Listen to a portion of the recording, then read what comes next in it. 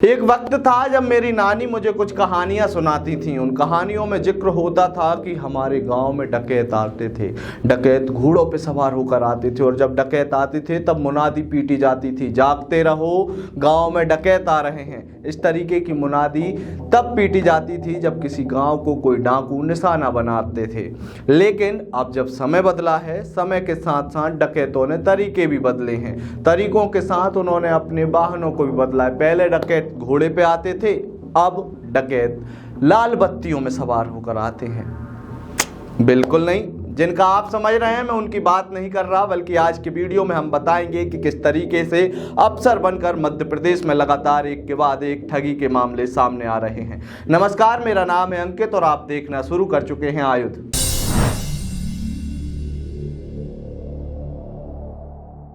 देश के साथ साथ मध्य प्रदेश में लगातार स्थानीय नागरिकों के साथ ठगी के नए नए मामले सामने आ रहे हैं, जिसमें सबसे ज़्यादा मामले सामने आए हैं इंदौर से। इंदौर में कहीं एसडीएम बनकर तो कभी फर्जी ऑफिसर बनकर तो कभी फर्जी जज बनकर नागरिकों को चूना लगाया जा रहा था। लेकिन ताज़ा मामला जो सामने आया है वह भिंड से है।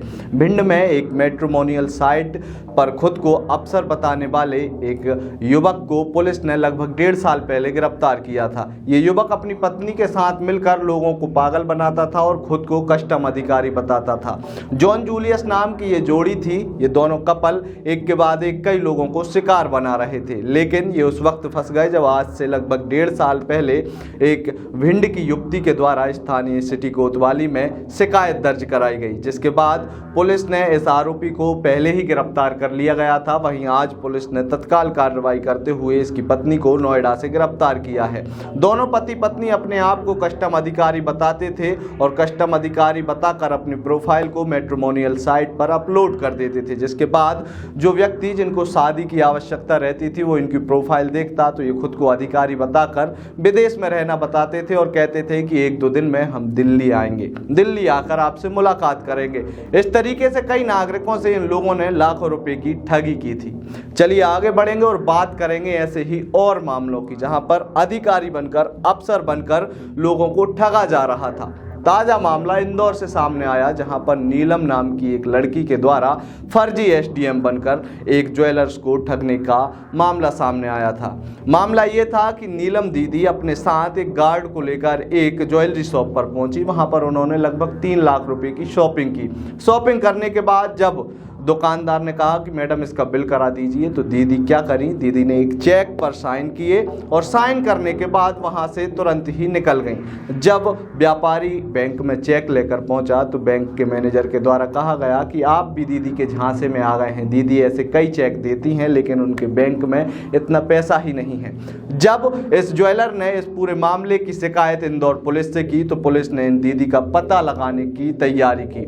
जब पता लगाया तो मैडम इतनी तेज तर्राट थी कि मैडम न केवल फर्जी एसडीएम बनकर बल्कि 200 रुपए दिहाड़ी पर एक व्यक्ति को अपने साथ में लगाया, जिसको फर्जी रूप से वर्दी पहनाई और इसको एक गार्ड के रूप में तैयार करके अपने साथ घुमाती थी। ये मैडम इतनी चंट थी कि अपने साथ अपने पति को रखती तो थी लेकिन कभी उसको पति नहीं कहती थी, बल्कि पति का पतीला बनाकर मैडम उसको नौकर बताती थी और कहती थी कि ये मेरे साथ रहते हैं, जो मुझे प्रशासनिक तौर पर जो सुख सुविधाएं दी गई हैं उसमें मेरे साथ एक सर्वेंट को भी दिया गया है। अब देख रहे हैं आप, मैडम 200 रुपए जिस व्यक्ति को दिहाड़ी पर रखी थी उसे देखकर लोग चौंक जाते थे और मैडम को कोई अफसर समझ लेते थे। मैडम के द्वारा कई प्रकार से ठगी की गई, जिसमें उन्होंने मुख्य रूप से मध्य प्रदेश के राज्यपाल के नाम की कई चिट्ठियां भी लिखी। न केवल चिट्ठियां लिखी बल्कि मैडम के द्वारा इन चिट्ठियों पर राज्यपाल मंगू भाई पटेल के नाम के सिग्नेचर किए जाते थे और सील लगा दी जाती थी। जब मैडम गिरफ्तार हुई तो एक के बाद एक कई ऐसे दस्तावेज मैडम के पास से मिले और जब ये समाचार मीडिया में सुर्खियों में आया तो लोग सख्ते में आ गए कि वाह भाई साहब, ठगी का ऐसा तरीका, या वो अफसर बिटिया बनकर ही ठगी की जा रही है। ये तो थी अफसर बिटिया की कहानी, लेकिन अब हम आपको एक और मामला बताएंगे। इस मामले को सुनकर आप अपना माथा जरूर पकड़ लेंगे कि भाई साहब बताओ, जाए तो जाए कहाँ, कभी एसडीएम तो कभी कोई जज बन जाता है। ऐसा ही एक और मामला सामने आया था इंदौर से ही, जहां पर एक महिला का अपने पारिवारिक विवाद का एक केस कोर्ट में चल रहा था। महिला लगातार एक के बाद एक कई लोगों के पास मदद के लिए पहुंची थी। ऐसे में एक ठग की नजर में यह महिला पड़ गई और पता चला कि इस ठग ने इस महिला को अपना शिकार बना लिया।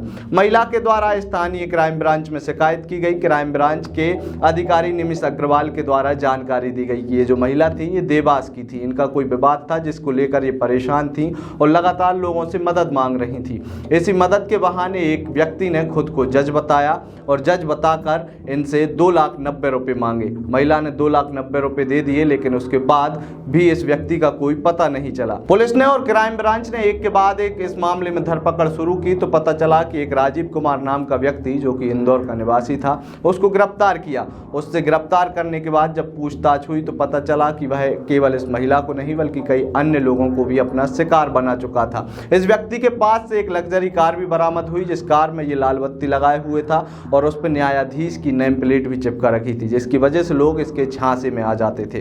क्राइम ब्रांच के अधिकारी निमिष अग्रवाल ने नागरिकों से ये अपील भी की थी कि इस तरीके के फर्जी जालसाजों से दूर रहें। अब जब बार बार क्राइम ब्रांच की बात आ रही है तो तीसरा मामला भी सुन लीजिए। तीसरे मामले में तो एक व्यक्ति खुद को क्राइम ब्रांच का अधिकारी बनकर ही लोगों को ठग रहा था। जब इंदौर पुलिस को मुखबिर से सूचना मिली तो क्राइम ब्रांच के अधिकारियों के साथ पुलिस ने दबिश दी। दबिश में बाणगंगा क्षेत्र से बिक्की नाम के एक आरोपी को गिरफ्तार किया, जिसके पास से बड़ी संख्या में नकली सील, नकली स्टाम्प और कई रजिस्ट्रियां भी बरामद हुई। जब पुलिस ने इस लड़के से, इस विक्की नाम के आरोपी से बारीकी से पूछताछ की तो उसने बताया कि वह क्राइम ब्रांच का अधिकारी बनकर इंदौर क्षेत्र के कई लोगों को निशाना बना चुका था। उनकी मदद के नाम पर उनसे रजिस्ट्रियां ली जाती थी और रजिस्ट्रियों को अपने पास रख लेता था। बाद में इन रजिस्ट्रियों को वह किसी भी प्रकार से ठिकाने लगाकर मोटी रकम नागरिकों से ऐंठ लेता था। ये तो थे एक के बाद एक ठगी के 4 नए मामले और 4 नए मामलों में अलग अलग तरीके। जिस तरीके से लोगों को सरकारी अफसर बनकर, सरकारी प्रशासनिक अधिकारी बनकर ठगा जा रहा था, वो मामले हमने आपको बताए।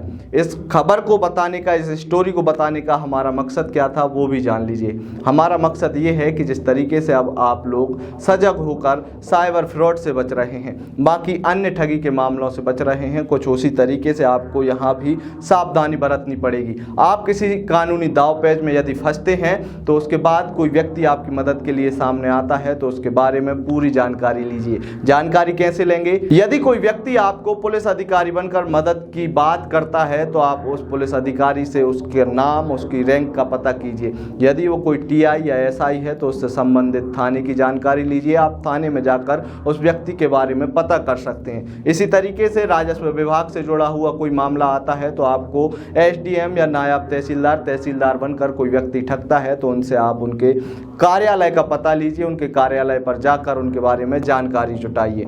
मैं ये नहीं कह रहा कि हर व्यक्ति जो आपकी मदद के लिए हाथ आगे बढ़ाता है वो ठग हो सकता है, लेकिन ऐसे मामलों में आपको सावधानी बरतने की आवश्यकता है।